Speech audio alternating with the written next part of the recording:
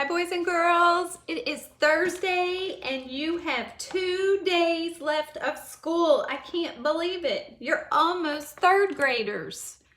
Do you feel older, smarter? You should. Even through distance learning, you have worked hard. Okay, boys and girls, here is Charlotte's Web, chapter 21, Last Day. I should have saved this one for tomorrow. We could have read it on the last day of school. Here we go.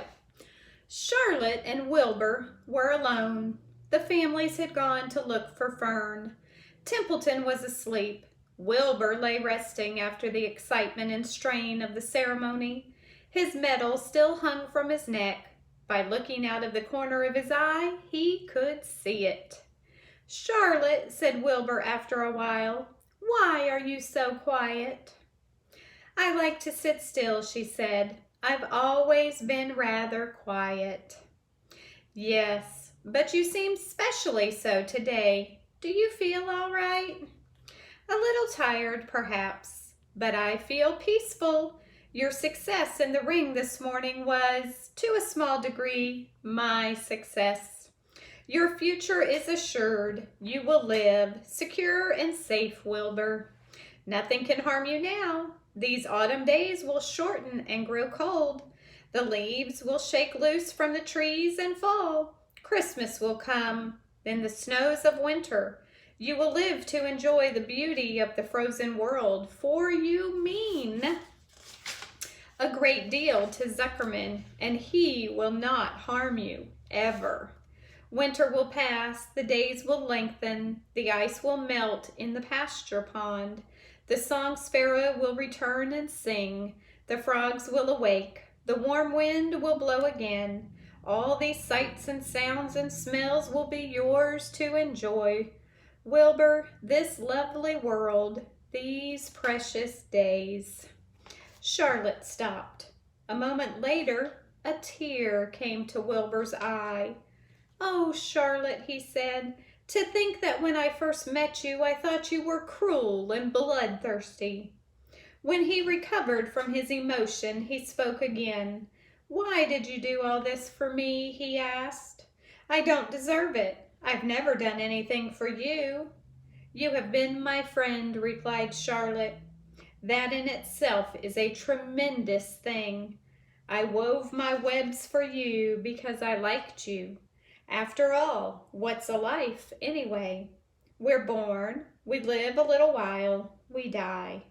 A spider's life can't help being something of a mess, with all this trapping and eating flies. By helping you, perhaps I was trying to lift up my life a trifle. Heaven knows anyone's life can stand a little of that." "Well," said Wilbur, "I'm no good at making speeches. I haven't got your gift for words, but you have saved me, Charlotte, and I would gladly give my life for you. I really would." "I'm sure you would, and I thank you for your generous sentiments." "Charlotte," said Wilbur, "we're all going home today. The fair is almost over. Won't it be wonderful to be back home in the barn cellar again with the sheep and the geese? Aren't you anxious to get home?" For a moment Charlotte said nothing. Then she spoke in a voice so low Wilbur could hardly hear the words. "I will not be going back to the barn," she said. Wilbur leapt to his feet. "Not going back?" he cried. "Charlotte, what are you talking about?" "I'm done for," she replied. "In a day or two I'll be dead. I haven't even strength enough to climb down into the crate.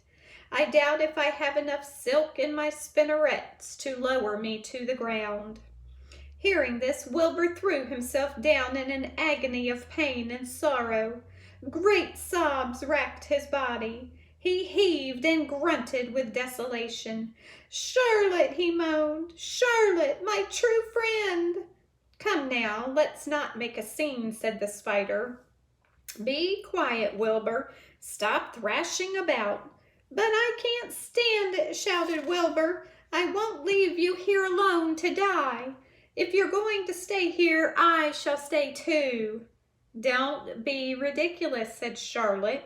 You can't stay here. Zuckerman and Lurvy and John Arable and the others will be back any minute now, and they'll shove you into that crate and you'll go. And away you'll go. Besides, it wouldn't make any sense for you to stay. There would be no one to feed you. The fairgrounds will soon be empty and deserted. Wilbur was in a panic. He raced round and round the pen. Suddenly he had an idea. He thought of the egg sack and 514 little spiders that would hatch in the spring. If Charlotte herself was unable to go home to the barn, at least he must take her children along. Wilbur rushed to the front of his pen. He put his front feet up on the top board and gazed around. In the distance he saw the Arables and the Zuckermans approaching. He knew he would have to act quickly. "Where's Templeton?" he demanded. "He's in that corner under the straw, asleep," said Charlotte. Wilbur rushed over, pushed his strong snout under the rat, and tossed him into the air. "Templeton," screamed Wilbur, "pay attention." The rat, surprised out of a sound sleep, looked first dazed and then disgusted. "What kind of monkey shine is this?" he growled. "Can't a rat catch a wink of sleep without being rudely popped into the air?" "Listen to me," cried Wilbur. "Charlotte is very ill. She has only a short time to live. She cannot accompany us home because of her condition. Therefore, it is absolutely necessary that I take her egg sack with me. I can't reach it and I can't climb.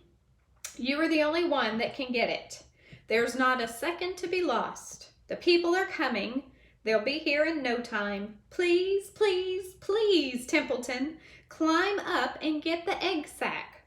The rat yawned. He straightened his whiskers. Then he looked up at the egg sack. "So," he said in disgust, "so it's old Templeton to the rescue again, is it? Templeton do this, Templeton do that. Templeton, please run down to the dump and get me a magazine clipping. Templeton, please lend me a piece of string so I can spin a web." "Oh, hurry," said Wilbur. "Hurry up, Templeton." But the rat was in no hurry. He began imitating Wilbur's voice. "So it's hurry up, Templeton, is it?" he said. "Ho, ho! And what thanks do I ever get for these services, I would like to know? Never a kind word for old Templeton, only abuse and wisecracks and side remarks. Never a kind word for a rat. Templeton," said Wilbur in desperation, "if you don't stop talking and get busy, all will be lost and I will die of a broken heart. Please climb up." Templeton lay back in the straw. Lazily, he placed his forepaws behind his head and crossed his knees in an attitude of complete relaxation. "Die of a broken heart," he mimicked. "How touching! My! I notice that it's always me you come to when in trouble, but I've never heard of anyone's heart breaking on my account. Oh no, who cares anything about old Templeton?" "Get up," screamed Wilbur. "Stop acting like a spoiled child." Templeton grinned and lay still. "Who made trip after trip to the dump?" he asked. "Why, it was old Templeton. Who saved Charlotte's life by scaring that Arable boy away with a rotten goose egg? Bless my soul, I believe it was old Templeton. Who bit your tail and got you back on your feet this morning after you had fainted in front of the crowd? Old Templeton. Has it ever occurred to you that I'm sick of running errands and doing favors?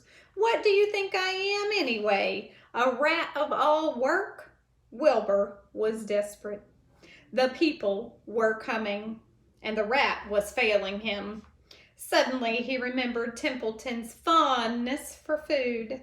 "Templeton," he said, "I will make you a solemn promise. Get Charlotte's egg sack for me, and from now on I will let you eat first. When Lurvy slops me, I will let you have your choice of everything in the trough, and I won't touch a thing until you're through." The rat sat up. "You mean that?" he said. "I promise. Cross my heart." "All right, it's a deal," said the rat. He walked to the wall and started to climb. His stomach was still swollen from last night's gorge. Groaning and complaining, he pulled himself slowly to the ceiling. He crept along till he reached the egg sack. Charlotte moved aside for him. She was dying, but she still had strength enough to move a little. Then Templeton bared his long, ugly teeth and began snipping the threads that fastened the sack to the ceiling. Wilbur watched from below. "Use extreme care," he said. "I don't want a single one of those eggs harmed." "Thiff, thiff, thiff, in my mouth," complained the rat. "It's worse than caramel candy." He has all that spider web stuff stuck in his mouth. But Templeton worked away at the job and managed to cut the sack adrift and carry it to the ground, where he dropped it in front of Wilbur. Wilbur heaved a great sigh of relief. "Thank you, Templeton," he said. "I will never forget this as long as I live." "Neither will I," said the rat, picking his teeth. "I feel as though I'd eaten a spool of thread. Well, home we go." Templeton crept into the crate and buried himself in the straw. He got out of sight just in time. Lurvy and John Arable and Mr. Zuckerman came along at that moment, followed by Mrs. Arable and Mrs. Zuckerman and Avery and Fern. Wilbur had already decided how he would carry the egg sack. There was only one way possible. He carefully took the little bundle in his mouth and held it there on top of his tongue. He remembered what Charlotte had told him, that the sack was waterproof and strong. It felt funny on his tongue and made him drool a bit, and of course he couldn't say anything. But as he was being shoved into the crate, he looked up at Charlotte and gave her a wink. She knew he was saying goodbye in the only way he could, and she knew her children were safe. "Goodbye," she whispered. Then she summoned all her strength and waved one of her front legs at him. She never moved again. Next day, as the Ferris wheel was being taken apart and the race horses were being loaded into vans, and the entertainers were packing up their belongings and driving away in their trailers, Charlotte died. The fairgrounds were soon deserted.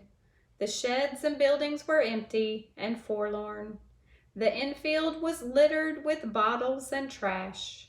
Nobody of the hundreds of people that had visited the fair knew that a gray spider had played the most important part of all. No one was with her when she died. That's sad. We have one more chapter tomorrow, which will bring this book to a close, and it will have a happy ending, I promise. It's called A Warm Wind. So we have one more chapter to look forward to tomorrow. And today's 365 Days of Wonder, just love life and it will love you back. Just like Mrs. Williams loves you. Okay. And we have 2 fun facts. I already have my 2 for tomorrow as well. All right, here's a fun fact and also a challenge for you to get on the computer and figure this out. So Maine is the only state that has just 1 syllable. Remember, we do our syllable counts with our claps. Maine. Okay, so now here's the challenge. go find a map and see where the state Maine is and email Mrs. Williams and tell her the cardinal directions. If you were going to travel to Maine from Florida, how would you get there? Tell me the cardinal directions. Okay, here's the other one. Did you know a cat has 32 muscles in each ear? So how many muscles in both ears? That's a math question. And Mrs. Williams is not a cat person, but maybe you have a cat. Maybe you can send me a picture of you and your cat. I am working on the slideshow for the last time. I'm sending it out tomorrow. So if you have not sent me a picture for the slideshow yet, you might want to do that if you'd like to be in it. All right, boys and girls, I will see you tomorrow for our last read aloud. Bye.